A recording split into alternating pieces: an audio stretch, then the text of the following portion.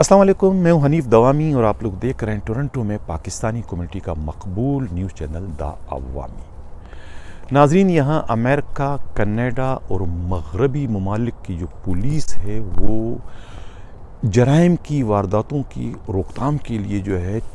जो माइनर जराइम है, माइनर किस्म के जो क्राइम है उस पर फोकस करती है। इनका कहना है कि अगर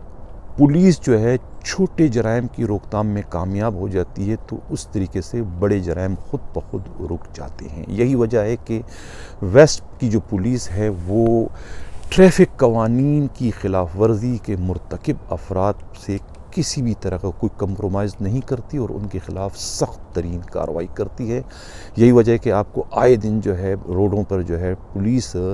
ट्रैफिक की खिलाफ वर्जी के मुर्तकिब ड्राइवरों को रोक के नज़र आती है और उनके ख़िलाफ़ कार्रवाई करती हुई आप इनको देखते हैं। उनका कहना है कि अगर माइनर जराइम में मुलविस अफराद के ख़िलाफ़ आपने सख्त कार्रवाई की तो इस तरीके से आप एक तरह से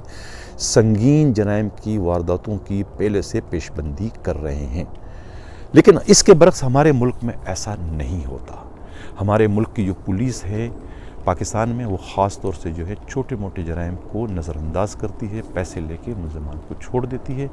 और इस तरीके से उन्हीं मुलज़मों के हौसले बुलंद हो जाते हैं और उसके बाद वो बड़ी बड़ी वारदातें करने को तैयार रहते हैं। अब ये ज़िक्र मैंने क्यों किया है? ये ज़िक्र मैंने इसलिए किया कि एक ऐसे ही वाक़े का ताल्लुक़ जो है कराची के इस मौजूदा सूरत हाल से जाकर मिलता है, जिसमें अब इस वक्त जो है कराची में जो एक हैजानी कैफियत पुलिस में तारी है, एक गैर यकीनी कैफियत तारी है पुलिस के अंदर कि क्या होने जा रहा है, किसके साथ क्या होगा, किसी को कुछ नहीं पता है। अब ये वाक़या क्या है? वाक़या ये है कि 8 अगस्त 2018 को कराची में सुप्रीम कोर्ट एक सोमोटो एक्शन के नतीजे में उस वक्त के सीसीपी और मौजूदा आईजी मुश्ताक महर और उस वक्त के एसएसपी ईस्ट और आज के डीआईजी ईस्ट नोमान सिद्दीकी के ख़िलाफ़ कार्रवाई करके उनको उनके ओहदों के लिए नाअहल करार कर वहाँ से फौरी तौर पर बेदखल करने का हुक्म जारी करती है। ये हुक्म ख़ुद सिंध पुलिस के एक एडिशनल आईजी आफ्ताब पठान की उस तफसीली रिपोर्ट के नतीजे में जारी किया जाता है, जिसमें आफ्ताब पठान कहते हैं कि ये दोनों पुलिस के बड़े अफसरान जो हैं बैंक अफसर नूरीन को हरासा करने के जुर्म में मुलविस पाया गया और उनका जुर्म साबित होता है कि इन दोनों ने नूरीन जो एक अहम तरीन गवाह है ओमनी ग्रुप के ख़िलाफ़, ओमनी ग्रुप जिसकी सरपरस्ती आसिफ जरदारी करते हैं, उस ग्रुप की जो के ख़िलाफ़ जो अहम तरीन विटनेस थी बैंक अफसर नूरीन, उसको जो बैंक अफसर थी और जो सुप्रीम कोर्ट में आसिफ जरदारी के ख़िलाफ़ बयान देने जा रही थी, उसको उस बयान से रोकने के लिए मुश्ताक महर ने अपने एसएसपी ईस्ट नोमान सिद्दीकी और उसके बाद एसएसपी ने जो है खालिद अब्बासी एक एसएचओ थे गुलिस्तान जौहर, उनको तैयार किया कि आप जाके इस खातून को डराएं धमकाएं और इन्हें बताएं कि अगर इन्होंने जाके कोर्ट में ओमनी ग्रुप के ख़िलाफ़ किसी भी तरह का कोई बयान दिया तो वो फिर तैयार हो जाए कि उनके साथ और उनके बच्चों के साथ और उनके घर वालों के साथ आगे क्या होगा, आप इसका फ़ैसला आप खुद करेंगे। इस तरीके से उन्हें डराया धमकाया गया और उस खातून ने वही सब कुछ जो है कोर्ट में उगल दिया। उसके साथ साथ एएसपी जो शारा फैसल थे उन्होंने भी उगल दिया कि ये सब कुछ जो है एसएसपी नोमान सिद्दीकी और उनके बॉस मुश्ताक महर ने किया। इस रिपोर्ट पर इनकी छुट्टी हो जाती है, लेकिन चूँकि ये काम जो है वो मुश्ताक महर ने तो अपने तौर पे तो नहीं किया, उनसे करवाया गया था और जिन कुव्वतों ने इनसे करवाया उनके पुश पर थे। उन्होंने कहा कि घबराओ मत मुश्ताक महर, कुछ भी नहीं होगा। उसको मुश्ताक महर को उसी वक्त जो है तबकी दी गई उनके शानों पर और उन्हें जो है स्टेट लाइफ का जो है एग्जीक्यूटिव डायरेक्टर की पोस्ट दे दी गई, वहाँ उनका पोस्टिंग हो गई उसी दिन और वो बदस्तूर जो है वो सीसीपीओ कराची की पोस्ट को इंजॉय करते रहे। वही प्रोटोकॉल, वही स्क्वाड उनके साथ चलता रहा और ये बांडा फिर उस वक्त फूटा जब उनके बदमस स्क्वाड के हाथों उनके जद में आके एक बेगुनाह राहगीर मोटरसाइकिल सवार जो था ना वो हलाक हो जाता है और जिसकी रिपोर्ट पर जब होम सेक्रेटरी बनाकर मरकज़ को भिजवाता है कि इनके ख़िलाफ़ कार्रवाई की जाए,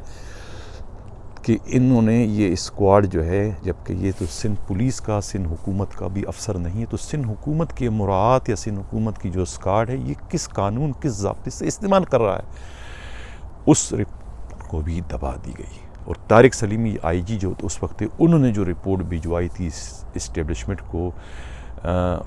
मुश्ताक महर और उनके एसएसपी नोमान सिद्दीकी के ख़िलाफ़ कि इनके ख़िलाफ़ तादीबी कार्रवाई की जाए, उस रिपोर्ट को क्या हुआ, वो क्या नाम है, धुआं बन के हवा में तब्दील हो गई या राख बनकर ज़मीन पर बिखर गई, किसी को इसका नहीं पता। लेकिन उसके बाद इनको नवाजा गया और ये न सिर्फ ग्रेड 22 में चले गए, मुश्ताक महर साहब ग्रेड 22 में गए। अगर ये ग्रेड 22 में ना जाते तो ये आईजी से नहीं बनते। अब इसको ग्रेड 22 में भिजवाने के ज़िम्मेवार जो हैं वो सेक्रेटरी इस्टेब्लिशमेंट जो है डॉक्टर एजाज मुनीर साहब को मैं ठहराता हूँ, और इस तरीके से प्रिंसिपल जो हैं, सेक्रेटरी प्रिंसिपल प्राइम मिनिस्टर जो है आज़म खान को भी मैं इसका ज़िम्मेवार ठहराता हूँ कि अगर ये दोनों अपने अपने फ़राइज़ से इंसाफ करते उस वक्त, और जब इनकी प्रमोशन का मामला आया, फाइल आई, तो क्यों नहीं इन्होंने प्राइम मिनिस्टर को आगाह किया कि ये वही अफसर है जो करप्शन को फ़रोग़ दे रहा है, एक ऐसे करप्शन को जो कि मुल्क के साबिक़ सदर जरदारी ने की है, उनके ओमनी ग्रुप ने की है, अरबों रुपए खा चुके हैं इस हुकूमत के, और उस करप्शन में इस मुश्ताक महर का बहुत बड़ा मेजर रोल है कि इन्होंने जो है जो गवाहों को इन्होंने हरासा किया ताकि जरदारी पर या ओमनी ग्रुप के मजीद पर जो है, एजी मजीद और उनके दूसरे लोगों पर जो है वो जुर्म साबित ना हो। लिहाजा ये भी एक तरीके से जो है वो 109 के मुजरिम बनते हैं, इसलिए इन्हें प्रमोशन ना दिया जाए। लेकिन चूँकि मामलात तय होते हैं, ये जो सेक्रेटरी होते हैं, दूसरे लोग होते हैं, ये भी ज़ाहिर है कोई दूध के दुले हुए तो नहीं हैं, इनके भी ताल्लुकात होते हैं, ये होते हैं, फिर ये भी पैसे लेते हैं और उसी के इवज़ जो है वो उसको डिलीट कर दिया गया तमाम चीज़ों को, और एक क्लीन चिट देकर वो फाइल आगे बढ़ा दी गई, और प्राइम मिनिस्टर ने भी उन पर अपने स्टाफ पर एतमाद करते हुए आंखें बंद करके उनको ग्रेड 22 से नवाज दिया गया, और इस तरीके से वो आईजी सिंध बन गए, खुद आईजी सिंध बन गए। और जब उनका जो प्यादा था नोमान सिद्दीकी, वो जब प्रमोट होता है तो उनको डीआईजी तो बना देते हैं, उसी वक्त उनको इनाम से नवाजते हुए डीआईजी ईस्ट लगा देते हैं, और वहाँ से एक इंतहाई काबिल, एक इंतहाई तजर्बाकार, एक इंतहाई मेहनती डीआईजी आमिर फारूकी को महज नापसंदीदगी की बुनियाद पर, इसलिए कि उन्होंने इनके चहीते अदनान सिद्दीकी से मुतालिक हक़ व सदाकत की रिपोर्ट देके उनको नाअहल और मुलाजमत से बरतरफ करने की सिफारिश की थी, उस हार में उनको कहा कि हमें इतने अच्छे आमिर सिद्दीकी की ज़रूरत नहीं है, सिंध पुलिस को इनको वापस मरकज़ के हवाले कर दिया जाए। ये इनकी रिपोर्ट थी, और उस पर जो है वो एक अच्छा अफसर जो है, सिंध पुलिस जो है एक बहुत ही अच्छे ईमानदार और उसूल परस्त अफसर से महरूम हो जाते हैं।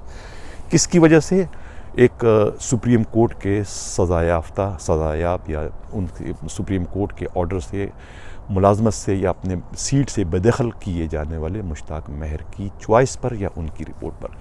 ये माजी को रिपीट करने का सिर्फ मकसद मेरा ये है कि अगर उस वक्त इस्टेब्लिशमेंट डिवीज़न जो है इंसाफ से काम लेती और ये तरक्कियाँ ना होती, ये पोस्टिंग ना होती, तो ये आज का जो वाक़या हुआ है जिससे पूरी सिंध पुलिस को अज़मियत का सामना इस वक्त करना पड़ रहा है। सिंध की पुलिस जो है इस वक्त जो है वो बहुत ही गोनागो वाली पोजीशन में है, उनको समझ में नहीं आ रहा क्या इसका ज़िम्मेवार कौन है, किसको सज़ा पूरी पुलिस को जो मिल रही है इसका ज़िम्मेदार कोई और नहीं, सिर्फ़ और सिर्फ ये नोमान सिद्दीकी हैं, नाअहल तरीन डीआईजी, और दूसरे जो हैं ये आईजी हैं। अब ये कितना बड़ा मजाक है सुप्रीम कोर्ट के साथ कि सुप्रीम कोर्ट ने जिन अफसरों के ख़िलाफ़ कार्रवाई करवाई थी, इन्हें सीसीपीओ को उसके ओहदे से हटाया तो वो आईजी बनकर वहीं पर आ जाता है, और जिस एसएसपी को ईस्ट से हटाया गया था कि इतना नालायक है, नाअहल है, इसने इतनी बड़ी मुजरिमाना गफलत लापरवाही की, उसको इनाम के तौर पर उसी ईस्ट का डीआईजी बना दिया जाता है, बजाय कि रिवर्ट करके उसे डीएसपी बना दिया जाए और सीसीपी को रिवर्ट करके उसको एसपी बना दिया जाए, उनको आईजी और उसको जो है एसएसपी को डीआईजी बना दिया गया। इससे बड़ा भी मजाक कभी हो सकता है? अगर इस तरह का मजाक होगा तो फिर इस तरह के वाक़यात तो होंगे। सिंध पुलिस जो इस वक्त रुसवाई का सामना उसको करना पड़ रहा है, उसका ज़िम्मेदार कौन है? यही दो अफसरान हैं जिसका मैं बार बार अपने प्रोग्राम में जिक्र करूँ। उनको मैं जगा रहा हूँ कि खुदा के वास्ते अगर अभी आप अपने इन ओहदों पर, इन सीटों पर खुद रज़ाकाराना तौर पर लात मार दें तो शायद जो है सिंध पुलिस की जो खोई हुई इज़्ज़त है थोड़ी सी बहाल हो जाएगी और थोड़ा सा उनको भी सुरखुरू हो जाएंगे कि यार हमारा भी कोई जर्नल जो है वो इतना बहादुर है कि उसने हालात का मुकाबला किया और उसने लात मार दी इस पोस्टिंग की, मुझे पोस्टिंग नहीं चाहिए। लेकिन क्या करूं, मैंने कल भी कहा था, मुझे फिर भी दुख के साथ ये कहना पड़ता है, ना चाहते हुए, दिल पर जबर करते हुए, कि ये जो हरामखोरी है ना, चाहे मैं हराम खाऊं या आप खाएं या कोई भी हराम जो खाता है ना, वो फिर बुज़दिल बन जाता है, डरपोक बन जाता है। उसमें जुर्रत और हिम्मत नहीं होती, किसी की आंखों में आंखें डाल के बात नहीं कर सकता। उनके नज़दीक ये नहीं होता कि सीट छोड़ूं कि नहीं छोड़ूं, उनके नज़दीक यही होता है कि सीट पे कायम रहो, सीट ही इज़्ज़त है, सीट ही से माल है, सीट के बगैर तो कुछ भी नहीं होता। यही वजह है कि इतना बड़ा बहरान होने के बाद सबसे पहले जो इन्होंने आर्डर किया था, जिसमें 16-17 पुलिस अफसरों को इन्होंने जो बहाल किया था,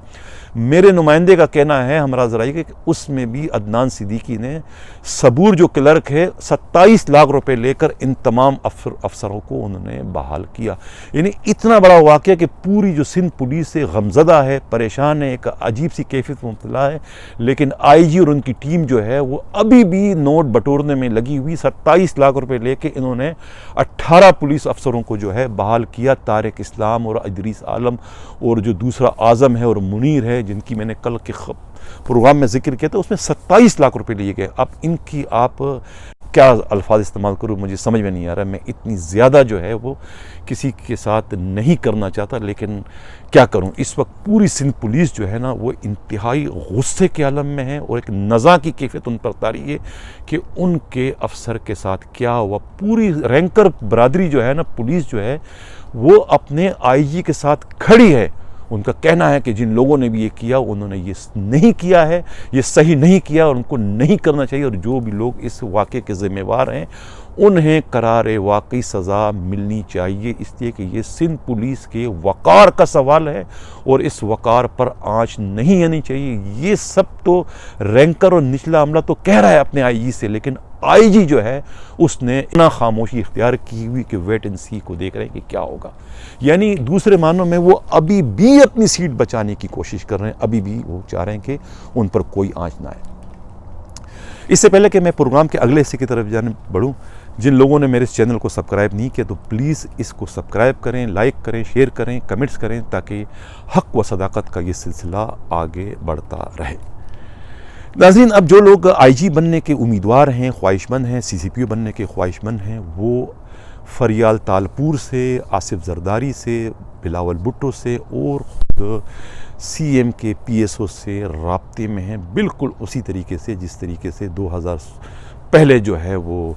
हमारे प्यारे जो ईमानदार और अच्छे जो शरीफ किस्म के दावेदार पुलिस अफसरान हैं, एडी ख्वाजा और सनाउल्लाह अब्बासी जो है दुबई गए थे और फरियाल तालपुर से मुलाकात हुई थी। कुछ मामला तय हुए थे कि एडी ख्वाजा जनाब जो है वो आईजी बनेंगे और हमारे सनाउल्लाह अब्बासी साहब जो हैं वो सीसीपीओ कराची बनने के ख्वाहिशमंद थे। सारा एहतमाम जो है, प्रोग्राम जो है, ये सनाउल्लाह अब्बासी ने करवाया था, लेकिन फिर वो भी दूध में से मक्खी की तरह से उन्हें निकाल दिया गया और सिर्फ एडी ख्वाजा आईजी बन गए। बाद में मालूम हुआ कि सनाउल्लाह अब्बासी का पत्ता काटने में भी एडी ख्वाजा का हाथ था। एडी ख्वाजा ने कहा था कि ये अच्छा अफसर नहीं है, ये बहुत सुस्त है और ये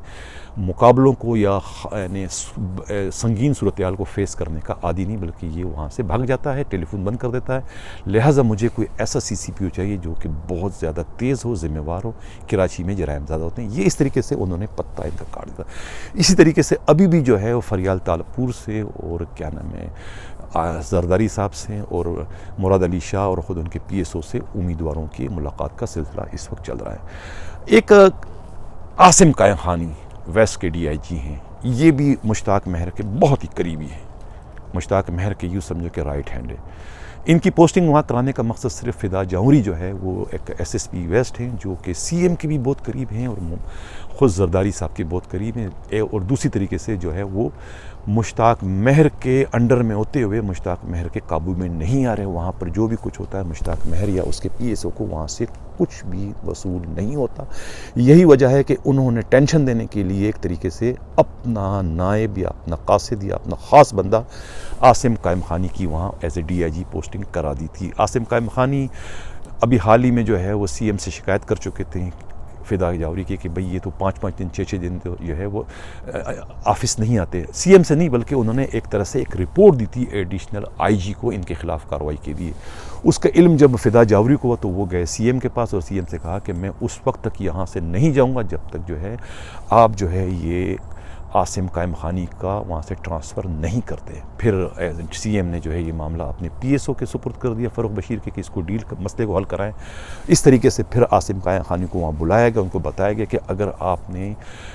फ़िदा जावरी को तंग करने का सिलसिला बंद नहीं किया तो फिर आपकी छुट्टी हो जाएगी, उस वक्त आपको सिंध से ही बेदखल कर दी जाए। जिस पर उनके हाथ पाँव फूल गए और उन्होंने जो है वो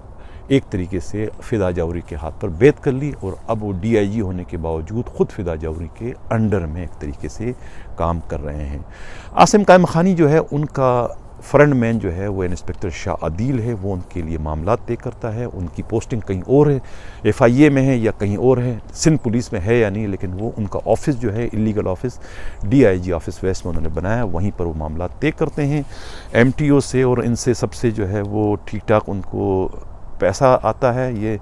और दूसरा जो है ये KK मार्ट डिपार्टमेंटल स्टोर भी हैं DIG साहब के, एक गुलिस्तान जौहर में, एक नसीराबाद में इसका है,